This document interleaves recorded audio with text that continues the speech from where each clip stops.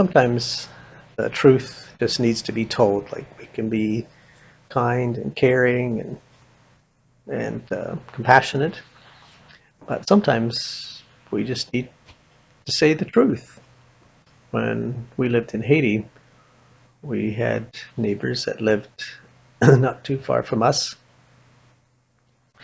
and they had some challenges as a husband and wife, and didn't always see things eye to eye. And the husband would, when they would get into arguments, he would beat his wife, and they were both people who came to church and and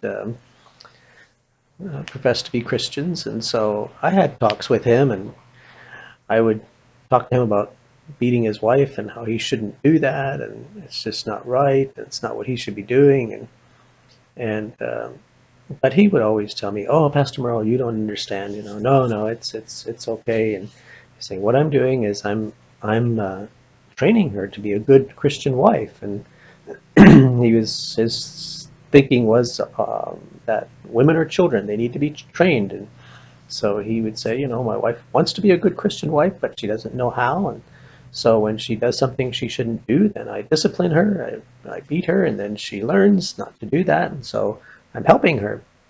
Well, we had conversations about it, and we didn't get anywhere. And he didn't change. One night, it was a Saturday night, and we could hear. We had already gone to bed, but we could hear that they were fighting. And Edith was saying, "That's not right. Like, those children should not be in that house when that's happening." So she got out of bed, lit our lantern, went down to their house, got the children, brought them back to our house. She told them, "You can have them back in the morning." So the next morning we went to church, and then the children went back to their parents. And after church, this man came to our house, and I had gone with Pastor Paul to visit people who were sick that hadn't been able to come to church. Usually after the Sunday morning church service, we'd go visit people that were not well and hadn't been able to come to church, and we'd pray for them. So I was gone, and this man came to our house, and he was talking to Edith, and she was telling him that what he was doing was wrong. And he was telling her, "Oh, Madam Pastor Merle, I know you don't understand." And she was getting more and more frustrated with him and more angry with him. And finally, she just had it. And she told him, "You need to leave my house. I am so angry with you. I can't talk to you anymore. You leave my house. Don't come back until Pastor Merle's here, because I don't know how to talk to you anymore. And he has more wisdom than I do, but you must leave right now." And then she stamped her foot, and she turned around and went in the house and slammed the door. And then she thought, "Oh no, what did I just do?" So when I came home, she told me, "I don't know. We might be in trouble. This is what I did." But I just got so angry with him, I couldn't talk to him anymore. And so that's what I did. I don't know what's going to happen. Well, after some time, he came to our house, and we sat on the veranda and started talking. And he was saying, "Your wife said that she was so angry with me that she couldn't talk to me anymore. Why?" I said, "Well, she's angry with you because you beat your wife, and that's not right. You shouldn't do that."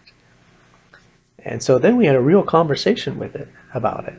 And after a while, I noticed that tears were starting to come out of his eyes, and he was crying. And it really got through to him that this was something that he should not do. As a matter of fact, he was kind of proud of it. He went around the community and he told people, "Madam Pastor Merle was so angry with me that she couldn't talk to me anymore." And he told them why. And after some time, uh, they got their things cleared away and got things straightened out. And his wife left for a few months, and then she came back, and they got things all worked out. And about a year later, I was there, and I was at their house, and his wife was in the kitchen cooking.